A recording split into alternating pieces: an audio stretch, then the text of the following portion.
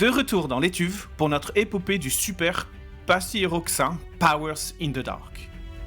Précédemment, Maître Morgan Girard, avocat de la défense pour le jeune Umesh Chopra, accusé du meurtre de la légende locale Boom Boom Tonight, continue de rassembler des preuves pour faire innocenter son client.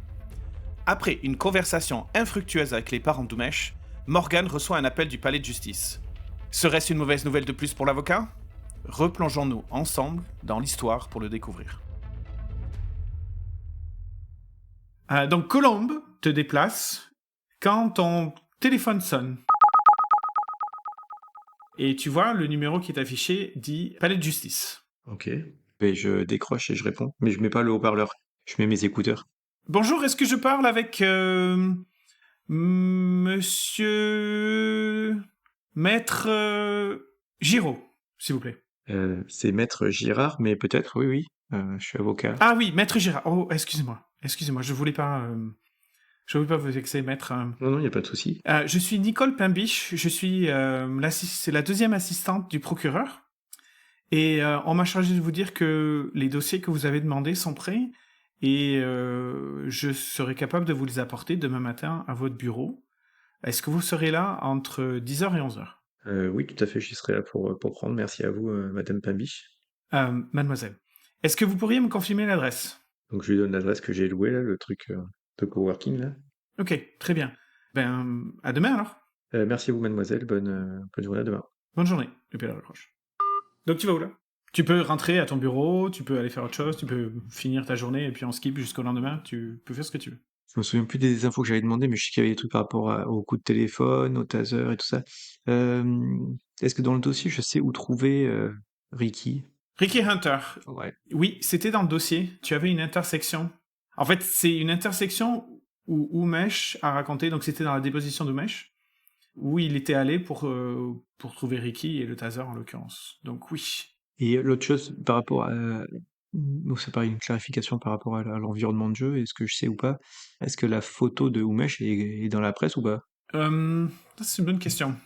Non, je pense pas qu'il y ait eu... Il y a eu un battage médiatique sur la mort de Boom Boom Tonight, il y a eu...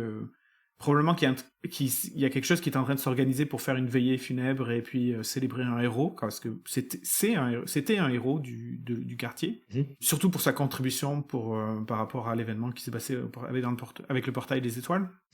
Il y a des mentions de suspects et quelqu'un qui a été arrêté, mais je pense qu'ils ont été assez intelligents pour pas en fait diffuser son nom. Non. Ok. Donc en gros, il y a 3 actions que j'aimerais faire jusqu'au soir. C'est voir où, si je peux trouver Ricky, et en gros, et ce que je préparerais, c'est une série de photos, rien à voir avec la tête d'un Umesh, et après une deuxième série de photos avec des portraits qui pourraient ressembler à Umesh, mais sans Umesh. L'idée, ça sera en gros, lui montrer les premières séries, si on en discute de là, pour savoir s'il avait déjà vu celui-là, et est-ce que c'est quand il s'est fait voler son taser. Enfin, en gros, je voudrais essayer de voir s'il est capable d'identifier Umesh ou pas. Ok.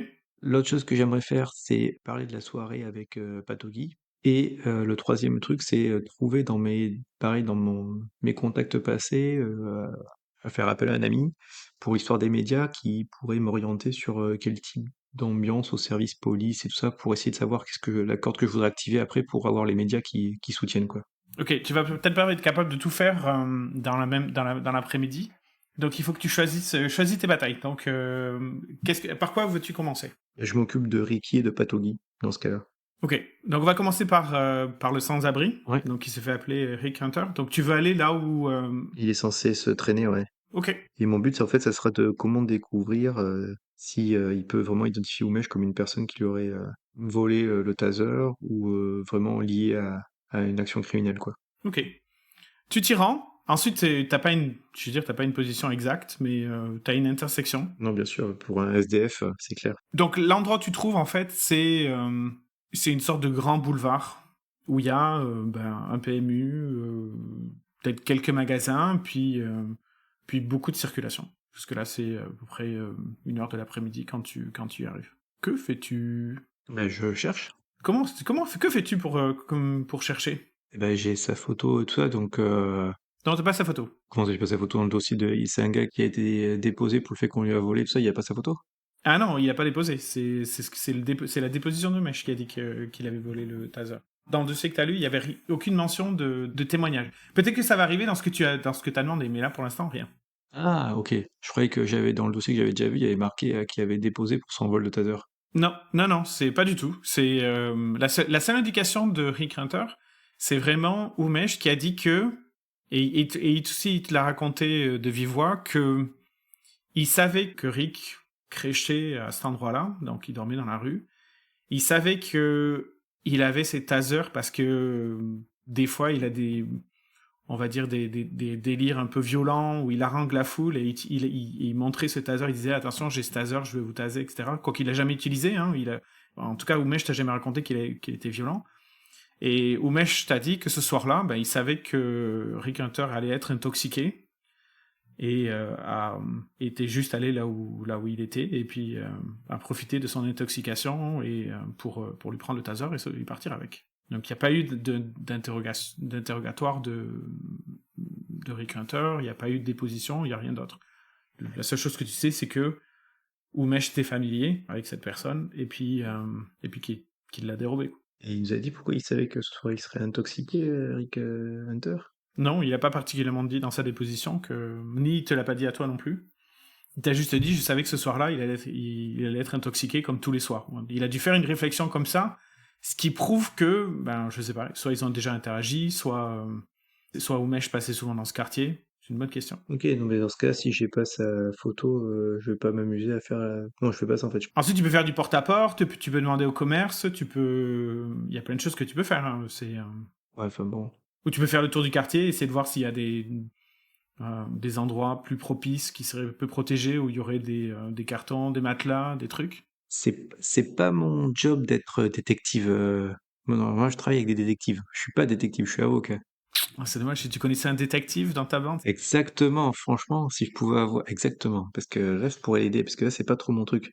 Ensuite, ça n'empêche Mais toi, ton truc, c'est plutôt le social. Donc, tu as plus de chances d'aller demander aux alentours et de faire parler des gens, parce que c'est ton don à toi, plutôt que faire des enquêtes dans les rues. De toute façon, j'ai lancé ça et j'ai demandé en même temps, si je veux, parce que je veux pas le perdre non plus, c'est que Patogi il soit là pour une interview en fin d'après-midi, quoi. Non, ça, tu l'as pas fait, parce que sinon, il va falloir le jouer. Donc, ou tu veux qu'on le fasse. Donc là, t'imagines, t'arrives dans le quartier, et donc t'appelles le commissariat. C'est ça que tu veux faire? Oui, j'appelle oui, on va dire par le mode de fonctionnement habituel dans ces situations pour pouvoir. Donc oui, je l'appelle avant d'aller commencer à démarcher. Je suis encore dans la voiture et j'appelle. Alors, il n'y a pas de levier juridique qui va te donner accès particulièrement à cette personne-là. Donc, la seule façon que tu pourrais lui parler, c'est qu'il faudrait que tu appelles le commissariat ou tu ailles le voir au commissariat puis tu le convainques de te parler. Ok, bah je l'appelle pour savoir ça. Et c'est l'agent Patog ou c'est Patogi? J'avais noté Patogi, mais. Patog. P-A-T-O-G-U-E. Après, si tu veux, on peut l'appeler Patogi, hein, si tu veux, peu importe. Mais... Non, c'est surtout que si c'est, mettons, c'est son surnom, je l'appelle avec son prénom, son nom officiel, quoi. Je fais pas un fumble pour le mettre en colère, tu vois. Donc, il s'appelle l'agent Patog, ouais. Ok. Bernard Patog. Patog, le bulldog. Bernard Patog. Ok. Ouais. Yes. Donc je l'appelle. Donc, tu appelles le commissariat.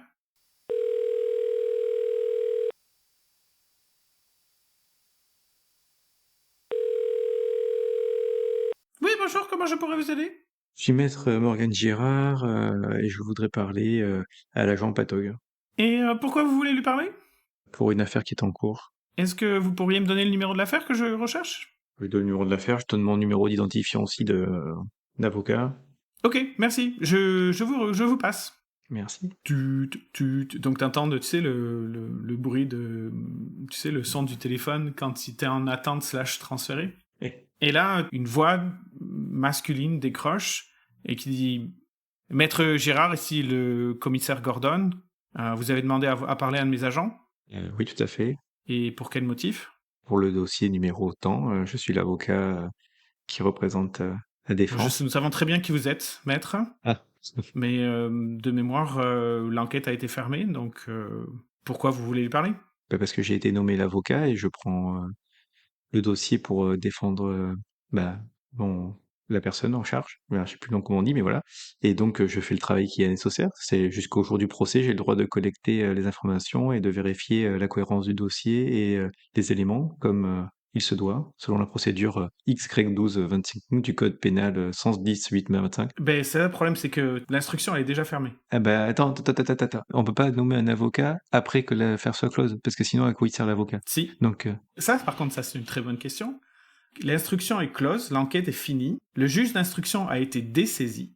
Donc là, tu es dans la période dans cette espèce de période des d'accord, carences. mais moi je suis pas le juge, moi je suis l'avocat. Moi je suis là pour faire la réponse des défenses. Oui, mais en fait, il n'y a plus d'enquête. T'as aucun droit de demander à l'enquête, sauf si. Donc il y a deux cas, et peut-être que tu prends ton bouquin pénal pour te souvenir. Une fois de plus, c'est pas ton domaine, donc Ouais. t'es pas forcément à jour. Donc il y a que deux façons pour toi d'être capable d'obtenir quelque chose, de réouvrir l'enquête, pour faire simple. La première, c'est que tu peux demander auprès du juge de la cour d'assises, et tu sais que c'est discrétionnaire, c'est-à-dire qu'il faut que tu arrives à convaincre le juge de la cour d'assises qu'il y a un élément important qui nécessiterait de réouvrir, de faire une action supplémentaire, pas forcément de réouvrir l'enquête, mais de faire une action supplémentaire. Ça, c'est l'option numéro 1. L'option numéro 2, tu peux envoyer tes conclusions à l'avance du procès pour essayer de faire réouvrir l'enquête. Mais ça veut dire que tu as un dossier béton, quoi. Bah, personnellement, alors même si j'étais pas dans le pénal et j'étais dans les droits et dommages collatéraux, tout, je pense qu'il y a des choses je pense qu'il y a des processus qui restent les mêmes. Donc je fais pas cette erreur-là grossière si c'est une erreur grossière. Enfin, je pense que ça serait pas très cohérent avec le personnage d'ancienneté. Mais tu peux demander à parler. Ensuite, rien ne t'empêche de demander à parler au policier. Ce que tu dis, c'est que t'as pas de. Si tu as, à moins que tu arrives à convaincre le juge de la cour d'assises d'ordonner la police de te parler, t'as aucun levier sur la police, à moins que la police soit d'accord pour te parler ensuite. Hein. Mais parce que tu parles de faire une action ou de relever l'enquête, mais moi je parle déjà à la base, en tant que le défenseur qui doit accéder au dossier et comprendre le dossier pour défendre, t'es quand même bien autorisé à interroger les personnes qui viennent d'interroger. Sinon, à quoi ça sert d'avoir un avocat de la défense? T'as pas besoin de la défense, en fait, t'as juste besoin de prendre le dossier qui a été fait par le juge, et puis les gens, ils tranchent dessus, quoi. Et là, tu te poses la question pourquoi l'avocat de la défense a été impliqué aussi tard dans le processus. Oui. Ben ouais. Ça, c'est une très bonne question. Bah, ça, j'aurais dû le savoir. Bah, alors, enfin, Ou alors, si tu veux, alors j'enlève le sarcasme ouais, et je le fais dans l'autre sens. ouais. À ton avis, c'est très étrange qu'un avocat ait été commis d'office après que l'instruction ait été fermée. Parce que normalement, tu as les suspects, pendant l'instruction, il y a une déclaration coupable, mais ensuite il y a une sorte de... Et ensuite, tu as un avocat commis d'office, mais l'instruction est encore en cours, et donc tout ce dont tu parles, les leviers nécessaires sont là. Mais là, c'est déjà fait. C'est-à-dire qu'il est déjà dans le box de l'accusé, il est dans cette espèce de zone tampon de carence entre le moment où il a été reconnu coupable, l'instruction a été fermée et le procès va se passer. Et en gros, tu te rends compte que tu es arrivé trop tard sur l'affaire. Donc là, une fois de plus, ton recours, c'est vraiment les deux options dont je t'ai parlé. Donc, pour reprendre, tu peux ce qu'on appelle déposer tes conclusions avant l'audience et demander à la cour un supplément d'information. Donc, ce supplément d'information pourrait être toi pouvoir interviewer ou faire une enquête, quelqu'un, un expert qui pourrait... un expert tomberait plutôt dans la zone témoin, donc si tu arrives à trouver ton propre expert, il pourra témoigner pour toi. Donc, mais avoir une enquête supplémentaire. Là, par exemple, ça fait plusieurs fois que tu parles de faire une reconstitution de la scène, essayer de faire porter 450 kilos. Ouais. Ça, il y a que la cour qui peut t'autoriser puisque l'instruction est déjà fermée. Ou sinon, tu as ce qu'on appelle alors attends, c'est pas le juge, c'est le pouvoir discrétionnaire du président de la cour d'assises. Tu peux utiliser son vrai nom ou son vrai titre. Ok, en fait c'est plutôt ça que j'aurais fait alors dans l'après-midi directement. Et donc comme tu sais ça, il faut que tu aies un truc béton, quoi. Tu peux pas lui demander, je voudrais réouvrir l'enquête et parler avec le truc, parce que si t'as pas d'éléments supplémentaires qui vont au-delà de « Ah, mais j'ai un doute raisonnable tu penses que tu passeras même pas le clair. Bah, je peux bien utiliser... Enfin, déjà, si à la base, on se dit que le gars, il peut pas traîner 450 kilos tout seul, je veux dire, c'est mathématique, c'est un doute légitime. Et est-ce que je peux pas avoir eu dans le passé un pacte spirit avec cette personne-là, qui fait qu'elle me doit un service? Qui ça, le juge, le président de la cour d'assises? Ouais. Tu demandes beaucoup, là, quand même. Bah quoi? Faut bien avoir du stress pour ça, un peu dans la vie. Je pense pas, là. Je pense que c'est un peu pousser l'enveloppe. Ok, d'accord. À moins... Attends, je m'arrête, là. À moins... Tu avais cet ami inconnu que tu avais défini qui fait partie de ton truc de personnage. Ouais. peut-être que ça pourrait être une personne qui a un minimum d'influence sur le président de la cour d'assises et qui permettrait de rencontrer le président de la cour d'assises où tu pourrais essayer de plaider ton cas. Donc ce serait un ami qui serait dans le... Mais tu m'as dit que ton ami n'était pas dans le milieu juridique. Tu m'as dit que c'était quelqu'un qui était en dehors de ce cercle-là. Oui, Marcel Duchamp qui était à l'université et qui est plutôt tourné informatique, cybersécurité, et j'ai une némésis. Ah oui, t'as ta némésis. Ouais.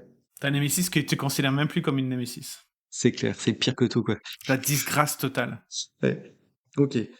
Donc on reprend. Donc dans ce cas-là, on va revenir sur le fait que j'étais en train de parler avec le commissaire Gordon et on va continuer là-dessus. On va dire que en gros l'objectif de Morgan là, c'est d'essayer d'accumuler sur 1 ou 2 jours suffisamment d'éléments pour pouvoir trouver un levier pour aller voir le président de la cour d'assises afin de lui dire voilà, il faut faire une reconstitution pour une crédibilité machin, enfin voilà, d'avoir des éléments de levier quoi.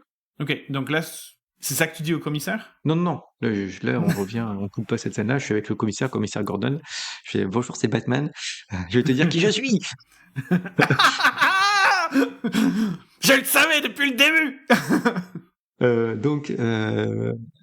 Donc oui, commissaire Gordon, je suis avec lui. Donc la dernière question qu'il t'a posée, on fait un raccord. La dernière question qu'il t'a posée, c'est pour quel motif voulez-vous parler à l'agent Patog? Tout simplement parce que je vais être nommé a posteriori, ce qui est en désaccord avec la procédure officielle. Et donc, je voudrais quand même faire mon travail correctement et donc relier les différents éléments du dossier pour avoir voilà, le bon niveau professionnellement. Et pouvoir rendre l'hommage nécessaire à votre homme qui est tombé au devoir, quoi. Parce que essayer d'innocenter l'homme qui a tué mon agent lui rendrait hommage? C'est un peu bizarre, ça. Tu vas faire un test de persuader. Ouais, je dis juste ma phrase et après ça te permettra le test comme ça. Parce que je dis oui, parce qu'un dossier mal ficelé, mal présenté, ça donnera pas de crédibilité à la justice, ça ne le desservira pas. Et si en plus, dans le pire des cas, si mon client était innocent et que vous avez des tueurs de flics qui se préparent à faire des vengeances ultérieurement ou autres, vous risquez de mettre d'autres membres de votre communauté en danger. Donc oui, je pense qu'il vaut mieux qu'on soit tous clairs qu'un coupable est bien le coupable. Ok. Et je fais un jet de commander. Je lui commande. Il va s'exécuter. Pas commander. Persuader. Persuader. C'est manipuler, non? C'est manipuler. C'est manipuler. Donc, tu fais un jet de manipuler.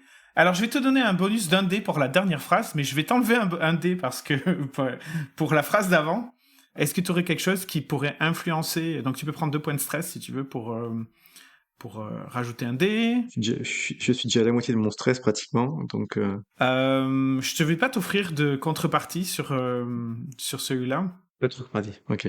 Donc, du stress, ou tu me trouves une raison qui fait que ça te donnerait un bonus. Un objet que tu aurais, ou... Non, c'est déjà marché. Non, mais je prends du stress. Allez, hop, on y va. Allez, 2 points de stress. Allez, on ira dormir après. Donc, on va dire que c'est désespéré, Oui, c'est clair. effet standard. Ok. Allez, ça fait 3D. Et ben, le meilleur, c'est un 3. Pas bon, ça. C'est raté. C'est un échec. Ben, j'ai fait 3 et 1. Donc... Ah oui, donc c'est un gros échec. Tu peux résister à l'effet. Ok, comme ça, je vais tomber dans les pommes. Non, ça peut être... Je vais résister à l'effet. Donc, mais attends, je vais te dire ce qui va se passer, Yes. puis ensuite c'est à toi de choisir. Donc, avec un échec, tu entends le commissaire Gordon qui te répond: Vous savez, maître, j'en ai entendu des salauds et des menteurs, mais là, vous surpassez, là.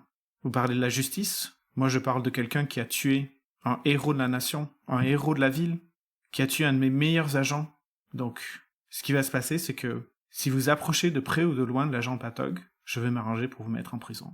Et vous allez y rester un bon bout de temps. C'est clair? Et il raccroche. Il attend même pas que tu réponds, il raccroche. Okay. Si tu acceptes cet effet-là, ton gang va prendre 2 points de défaveur par rapport à la faction de la police. Je pense que Sam en avait déjà perdu dans l'événement précédent. Oui. C'est bizarre parce que vous êtes engagé par la police, donc vous mettez la police à dos. Ah oui, j'avais -1 sur la faction police, mais à la fin, j'avais plus de réputation. Ouais, mais réputation et les points des factions, c'est des choses différentes. Donc là, tu vas rajouter encore un... Ouais. C'est-à-dire que tu es en guerre ouverte. -3 contre une faction, ça s'appelle guerre ouverte. Ça va de -3 à +3. Yes! On va attaquer. C'est un peu con parce que c'est des employeurs. Donc là, tu risques de te griller direct ou tu risques d'avoir un vrai problème avec eux. Ou sinon, tu peux décider de résister. Ça va réussir.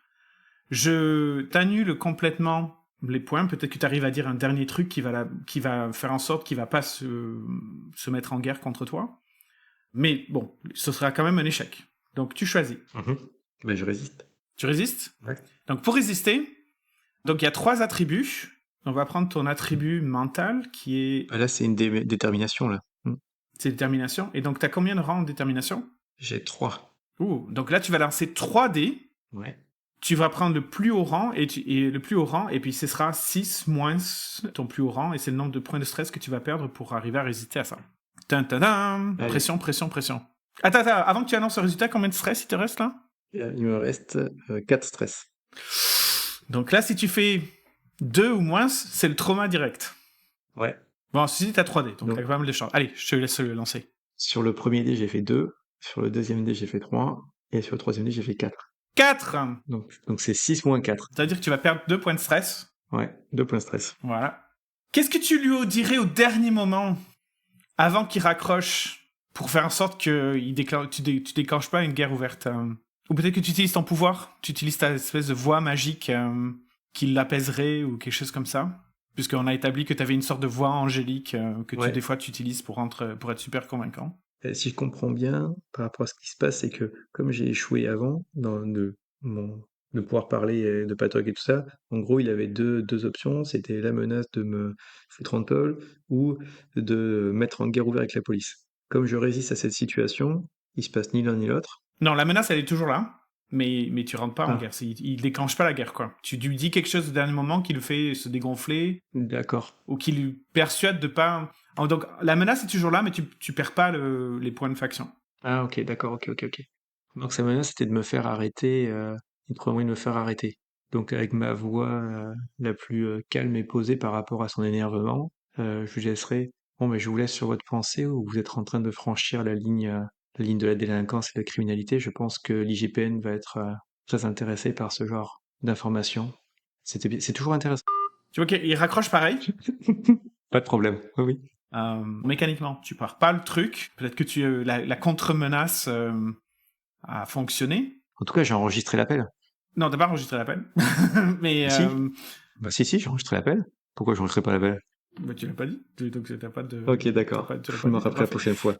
Donc t'as résisté, et donc du coup, ben, il raccroche, et tu vois que tu les as mis vénères, quoi. Fait. Donc on est toujours à l'intersection de cette rue où censé se trouver Rick Hunter. Quitte à être à cette intersection, je vais aller parler un peu aux gens au magasin du coin ou voir. Je passe d'abord un peu voir à quoi ressemble le quartier, voir si je vois s'il y a des squats. Et après, sinon, vu qu'il doit quand même s'alimenter, s'il y a une sorte d'endroit où manger ou boire, un truc comme ça, je vais essayer de demander s'il y a un gars qui sait où est Rick Hunter. Ok, donc je vais pas te faire de rôle là-dessus, parce que tu viens déjà d'en prendre assez dans la figure. Et donc tu vas parler avec la patronne du PMU, qui te dit Rick, vous voulez parler à Rick réellement? Sérieusement? Qu'est-ce qu'il a encore fait Et elle te regarde au pied en cap. J'imagine qu'il t'est habillé en costard ou un truc comme ça. On avait dit que t'étais quand même relativement bien habillé. Ouais, tout à fait, ouais. Et donc elle te juge juste par ton apparence, quoi.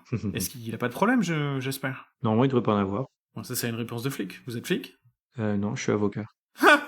Sérieusement? Et il a besoin d'un avocat maintenant? C'est plus grave que je le pensais. Non, mais il a des connaissances et qui peuvent aider mes affaires. On parle du même Rick? Certainement, ça dépend quand j'aurai rencontré. Ah, vous devez pas avoir une bonne idée du personnage, là. Non, c'est pour ça c'est intéressant de découvrir. Écoutez, vous voyez ce bâtiment, puis elle pointe un bâtiment qui est derrière? Ouais. Faites le tour, et d'habitude c'est là où il met son matelas et ses cartons. Je vous remercie beaucoup. Et je lui prends un truc à acheter à son PMU, des chewing-gums, tiens. Ok. Hop. Yeah, tu achètes le chewing-gum. Ah, attendez. Tu vois qu'elle fouille quelque chose. Vous pouvez me rendre un petit service? Oui, bien sûr. Elle prend une sorte de... Tu sais, les billets à gratter, les jeux à gratter. Ouais. Elle en prend un, elle te le donne. Vous pourriez donner ça à Rick? Au moins, ça lui fera de quoi manger ce soir. Ok, avec plaisir. Merci beaucoup, madame.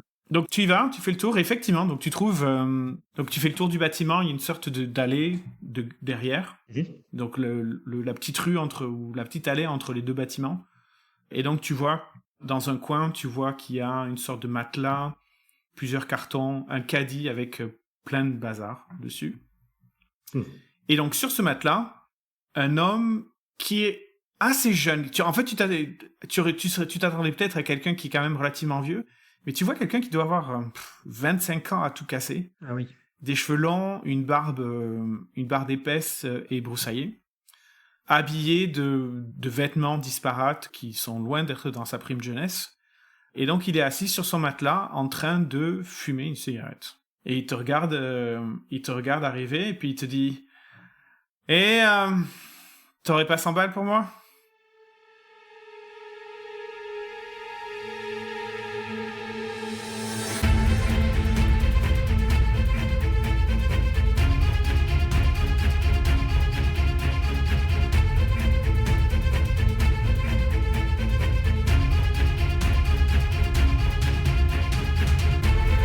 Morgan a réalisé qu'il avait été mandaté pour la défense de son client après que l'instruction judiciaire a été terminée, ne lui laissant que peu de levier pour recueillir des informations.